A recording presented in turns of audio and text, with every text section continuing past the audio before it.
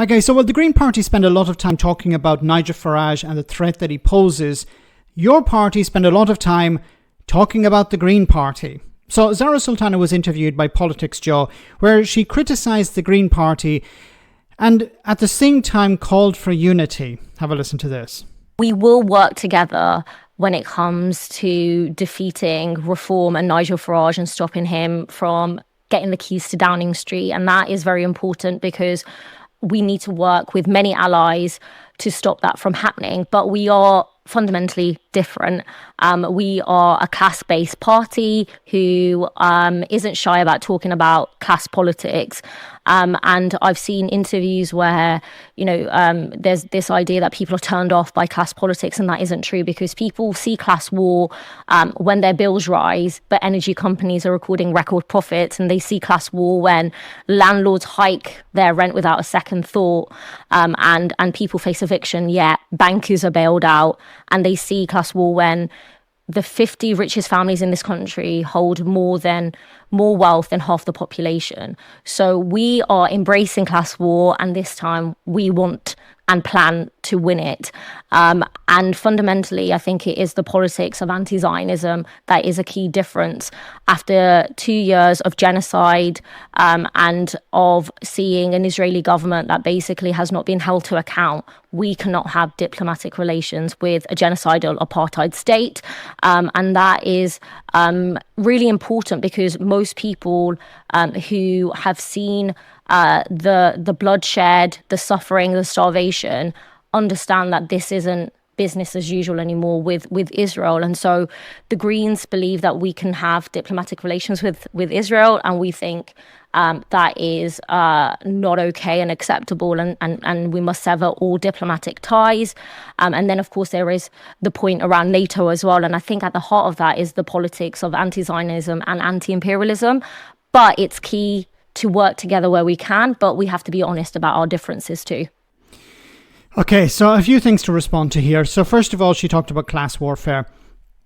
It's the Green Party that's talking about ending landlordism, while your party, I believe, has 2 MPs who are landlords. Now, Zarah Sultana has not called for these MPs to be kicked out.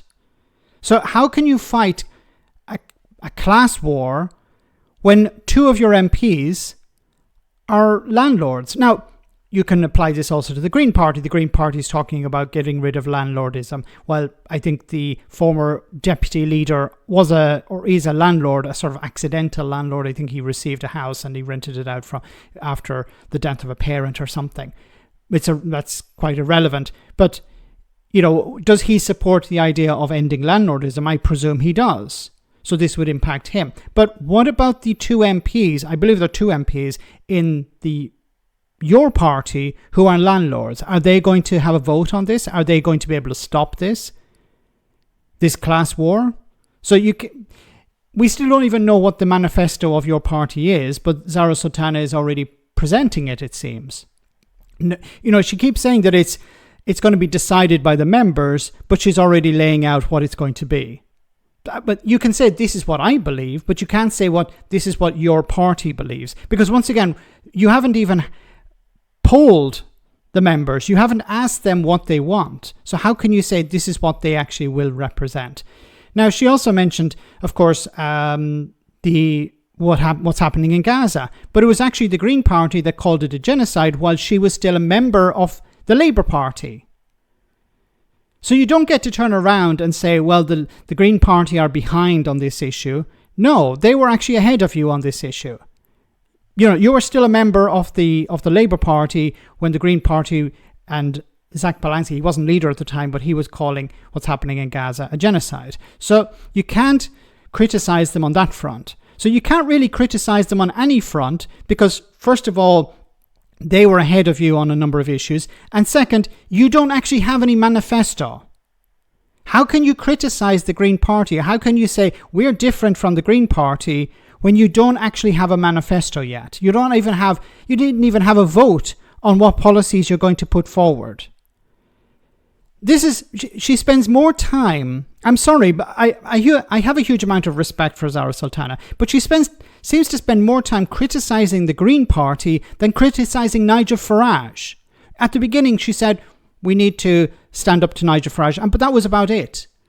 She hasn't called out his policy. She hasn't said what Nigel Farage is doing wrong, how we confront Nigel Farage.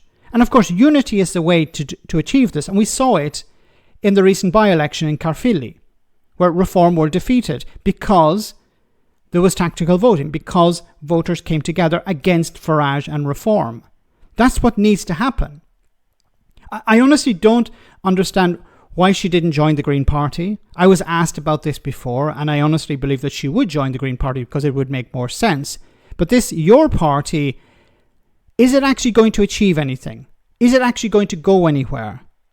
It could be a movement, it could be a pressure group, but as a political party, we're going to have to wait and see. I don't want to pour cold water on this because I think it's important that all views are represented. But it's off to a rough start already, and it doesn't seem to be improving. Let me know in the comment section, guys, what you think, and I'll see you in the next video.